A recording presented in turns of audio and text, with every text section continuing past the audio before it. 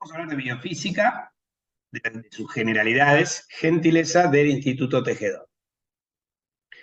La biofísica es la ciencia que estudia los determinantes físicos que explican la estructura y función de los seres vivos. Se basa mucho en leyes físicas que están a su vez apoyadas en ecuaciones matemáticas. Entonces, vos tenés que conocer algunas bases matemáticas muy sencillas, de operaciones sencillas y otras por ahí no tanto, pero que nos permitan entender dichas leyes. Las operaciones básicas que tenés que saber, obviamente, son la suma, la resta, la división, la multiplicación. Tenés que saber hacer pasaje de términos, es decir, si una sustancia en una ecuación suma en un término de la ecuación, si lo querés pasar del otro lado, pasa restando. Si resta, pasa sumando, si multiplica, pasa dividiendo, si divide, pasa multiplicando. Tenés que conocer las reglas de proporcionalidad.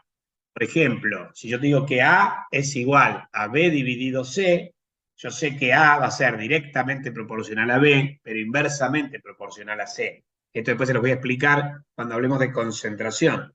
Pero estas son las reglas de proporcionalidad. ¿Qué cosas pueden ser directa o inversamente proporcionales? Tenés que saber hacer una regla de 3 simple. Y yo, por ejemplo, sé que te disuelvo, ponele, 1 gramo en 1 litro. Si en 1 litro hay 1 gramo, en 2 litros hay 2 gramos y así. O sea, hay que saber hacer una regla de 3 simple. Tenés que saber hacer análisis de unidades, pasaje de una unidad a otra según sus órdenes de magnitud.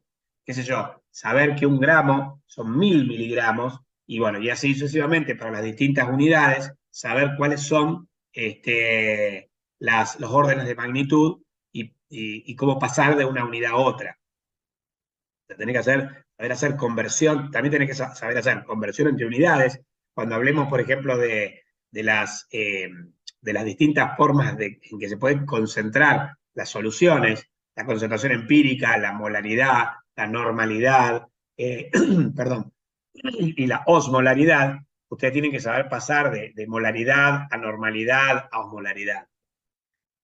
Tienen que conocer la notación científica, saber que cuando un número es un número entero muy grande, con muchos ceros, o por el contrario es una fracción, 0, muchos ceros, y después vienen los números, hay que saber pasarlo a la notación científica. Suponete que yo tengo un número que tiene 6 ceros, un número entero con 6 ceros, por ejemplo 1.000.000, yo lo puedo pasar a notación científica como 1 por 10 elevado a la 6. Por el contrario, si yo tengo 0,501, eso se puede pasar como 1 por 10 a la menos 6. Y de esta manera es más fácil para la notación científica operar con números muy grandes o muy pequeños.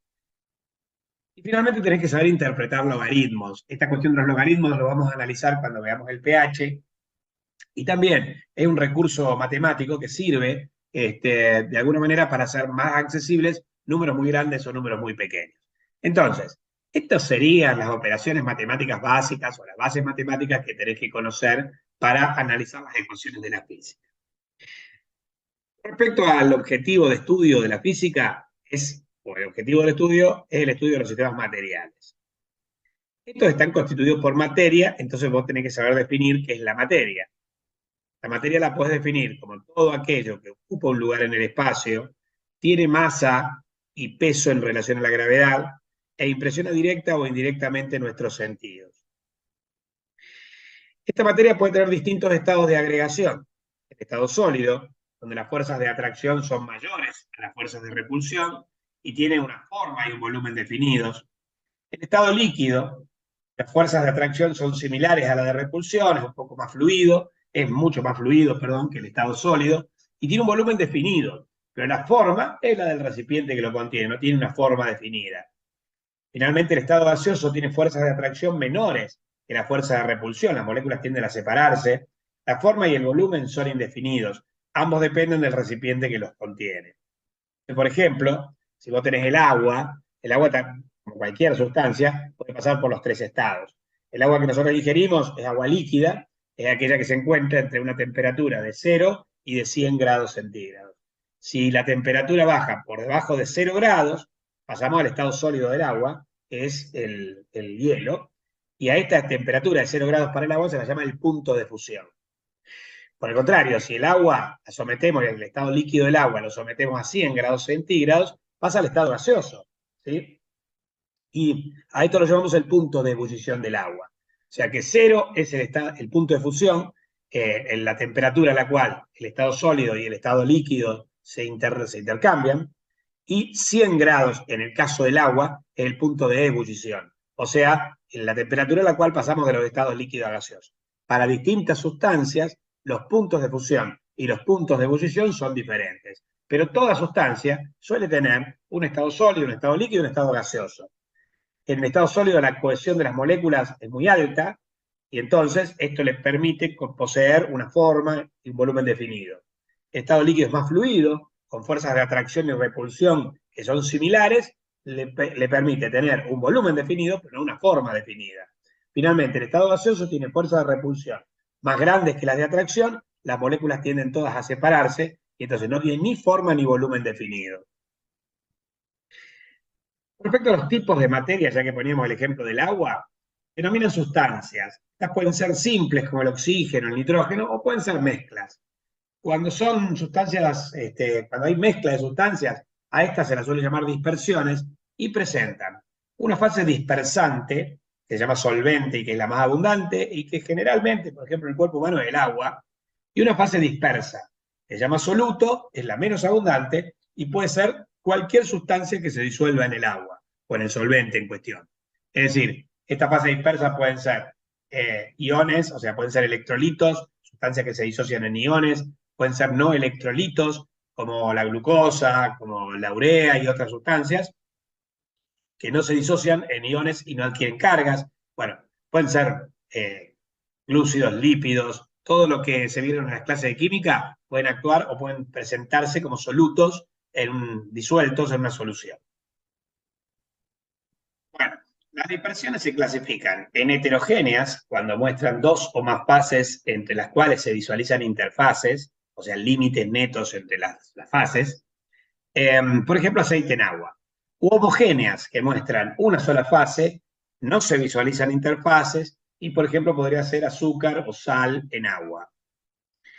Por ejemplo, acá tenemos una mezcla homogénea de agua potable. Cuando vos tomás agua potable, de la canilla, ponele, te parece que es completamente pura, como si estuvieras tomando solo agua.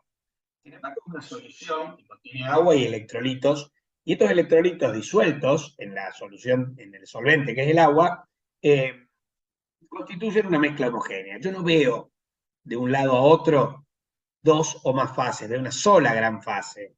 Por ende, no hay interfaces. En cambio, si a este agua vos le ponés un poco de aceite, va a haber dos fases en esta mezcla heterogénea de agua y aceite. El aceite y el agua. El aceite lo vamos a ver por arriba del agua, y como es menos denso que el agua, flota sobre el agua y tiene esta solución una interfase neta, una separación entre la fase de aceite y la fase del agua que es bien neta. Esta es una mezcla heterogénea. Las dispersiones se pueden clasificar en groseras, fluidales o verdaderas según el tamaño de sus partículas. Así, por ejemplo, una dispersión grosera tiene partículas de tamaño mayor a 100 nanómetros. Algunas se pueden visualizar a simple vista, otras al microscopio óptico, sobre todo si tienen, digamos, un tamaño superior a 200 nanómetros. Recuerden que el límite resolutivo del microscopio óptico era de 2000 Armstrong, que equivale más o menos a 200 nanómetros. Son heterogéneas, porque si yo veo las partículas, o sea, se visualizan a simple vista o al MO, quiere decir que yo veo fases, veo interfaces, es heterogénea. No son estables a la gravedad, es decir, si yo las someto a la acción de la gravedad, las partículas precipitan. Ni hablemos si las someto a una fuerza centrífuga, así que no son estables ni a la centrifugación ni a la ultracentrifugación. Respecto a la permeabilidad, son capaces de atravesar membranas permeables, como por ejemplo, que son aquellas membranas que dejan pasar agua y solutos grandes. No pasan por membranas dialíticas, que son aquellas membranas que dejan pasar agua y solutos pequeños, y no pasan por las membranas semipermeables que solo dejan pasar el agua. El tamaño del soluto no le permite permear a través de los poros de ninguna membrana. Por ejemplo, puede ser el humo, el aceite en agua, sangre. Una solución coloidal tiene un tamaño de partículas entre 1 y 100 nanómetros. Se pueden visualizar al microscopio electrónico de tipo homogénea, porque salvo que usemos el microscopio electrónico no la vamos a poder visualizar. A la gravedad estable y a la centrifugación también, pero si utilizo la ultracentrifugación, que es la centrifugación pero agregando mayor velocidad y fuerza centrífuga, empiezan a precipitar las partículas. Atraviesan membranas permeables, las que tienen poros grandes y dejan pasar partículas pequeñas y de tamaño más grande, pero no pasan por membranas dialíticas y no atraviesan membranas semipermeables. Ejemplos pueden ser las cremas cosméticas, el líquido intracelular o el plasma. Finalmente, soluciones verdaderas son aquellas que tienen un tamaño de partícula menor a 1 nanómetro, no se ven, o sea que es completamente homogénea. La estabilidad a la gravedad sí son estables, a la centrifugación también, a la ultracentrifugación también. No hay forma de precipitar las partículas. Atraviesan estas partículas las membranas permeables y también las membranas dialíticas, pero no pasan las membranas semipermeables, que son aquellas que solo dejan pasar el agua. Ejemplo sería azúcar o sal en agua, sudor, lágrimas, suero.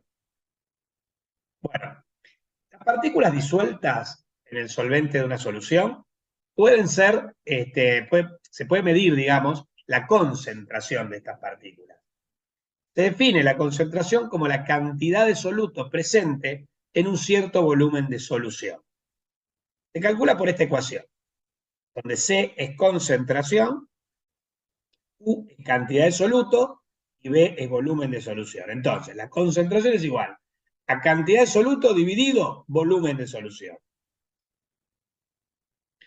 Las relaciones de proporcionalidad que tenemos aquí, teniendo en cuenta que la ecuación es C igual a Q sobre B, C, o sea, la concentración es directamente proporcional a la cantidad de soluto, pero es inversamente proporcional al volumen de la solución. Esto es porque soluto está en el numerador y volumen está en el denominador de este cociente. Entonces, habitualmente, cuando esto ocurre, el numerador es directamente proporcional al resultado y el denominador es inversamente proporcional. Es lo que decíamos antes en matemáticas, en las bases matemáticas. Las relaciones de proporcionalidad son muy importantes para entender las ecuaciones, porque acá vamos a entender si la cantidad de soluto es directamente proporcional a la concentración y la cantidad de solvente es inversamente proporcional, ¿qué pasa cuando agregamos soluto o cuando agregamos solvente? Entonces, por ejemplo, hablamos de disolución cuando agregamos un soluto que se disuelve en la solución. Esto va a producir un aumento del numerador, la cantidad de soluto. Con lo cual va a aumentar la concentración, que es directamente proporcional a la cantidad de soluto. Por eso cuando vos disolvés más soluto, la solución se hace más concentrada. Suponete que vos te querés tomar, no sé, un café con azúcar. Y por supuesto, si al café le agregás 1 sobre de azúcar, tendrá un sabor dulce, medianamente dulce. Si le agrego 2 sobres de azúcar, será más dulce. Si le agrego 3 sobres de azúcar, va a ser más dulce aún. ¿Por qué? Porque cuanto más azúcar le agrego al café, más concentrada en azúcar va a estar la solución. O dicho de otra manera, el azúcar va a estar más concentrado en la solución. En cambio, dilución vendría a ser lo opuesto, el agregado solvente a una solución. Si vos agregás solvente, ponele agua, aumenta el B, el volumen de la solución, lo que disminuye la concentración, porque la concentración era inversamente proporcional al B. Por eso al agregar más solvente, la solución se hace menos concentrada o más diluida. Y pongamos el ejemplo de esos juguitos que se preparan, de naranja, etcétera, con un polvito al que se le agrega agua. Suponete que vos le agregás poca agua al polvito y te queda muy concentrada, un sabor muy intenso. Si vos querés, de alguna manera, que no sea tan intenso, ¿qué le agregás? Más agua. Entonces yo le agrego más agua al preparado, yo voy a ver que la solución se hace más clarita al agregarle agua. ¿Por qué? Porque se diluye y el sabor disminuye, se hace menos fuerte. Lo que estoy haciendo es diluyendo la solución por agregado de un solvente. Entonces el agregado de solvente aumenta el B y disminuye el C. Dos conceptos que te van a pedir que diferencies en física y que por ahí se confunden son el de cantidad versus concentración. La cantidad se refiere al soluto y la concentración se refiere a la relación del soluto en el volumen de solvente. Son dos cosas distintas. Entonces, Vamos a ponerlo vamos a explicarlo con un ejemplo. Suponete que vos disolvés 2 gramos de azúcar en 1 litro de agua. El Q, o sea, la cantidad, va a ser 2 gramos. El B, o sea, el volumen, será 1 litro. 2 gramos en 1 litro. Entonces, esta solución inicial tiene una concentración de 2 gramos por litro. Tiene 2 gramos de soluto en 1 litro de solución. Entonces, la cantidad es 2 gramos, pero la concentración es 2 gramos por litro. Suponete ahora, yo fragmento esta solución en 2 soluciones de igual volumen. O sea, fragmento el litro en 2 frasquitos de medio litro.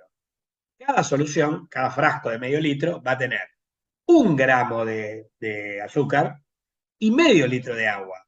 ¿Por qué? Porque yo fragmenté la solución original en 2 frascos que contienen cada uno la mitad de la solución original. Si la solución original tenía 2 gramos, cada frasco va a tener 1 gramo. Si la solución original tenía 1 litro, cada frasco va a tener medio litro. Ahora bien, cada una de estas soluciones derivadas de la original presentará una concentración de 2 gramos por litro, porque en realidad lo que tienen es 1 gramo en medio litro, pero acá aplicamos otra de las operaciones matemáticas que yo les dije que tenían que saber, que es la regla de 3 simple. Si hay 1 gramo en medio litro, va a haber 2 gramos en 1 litro. Quiere decir que la concentración, es decir, la relación entre la cantidad de soluto y el volumen de solvente es la misma, tanto en la solución original como en los frascos en los que yo fragmenté dicha solución. Es decir, la cantidad, al igual que el volumen, son propiedades extensivas que dependen del tamaño del sistema y son aditivas, se suman. Es decir, la solución original tenía 1 litro, pero las soluciones derivadas tienen medio litro. Entonces, el B depende del tamaño. La solución original tenía 2 gramos, las soluciones derivadas tienen 1 gramo. O sea que, el cubo, o sea, la cantidad, depende del volumen. Y si yo al revés parto de las soluciones derivadas, los 2 frasquitos de medio litro, y los sumo, medio litro más medio litro me da 1 litro. 1 gramo más 1 gramo me da 2 gramos. O sea que son aditivas, se suman. En cambio, la concentración es una propiedad intensiva. Esta no depende del tamaño del sistema y no es aditiva. Cuando yo fragmento la solución original en 2 soluciones derivadas de medio litro, ambas soluciones tienen la misma concentración que la solución original. O sea que esta variable, la concentración, es una propiedad intensiva que no depende del tamaño del sistema y no es aditiva. Bueno, con respecto a la bibliografía, esto se puede sacar de Griguera, de Elementos de Biofísica, del Frumento de Biofísica, algunos artículos como el de Jiménez Vargas, de Rodríguez Guarnizo. Muy bien.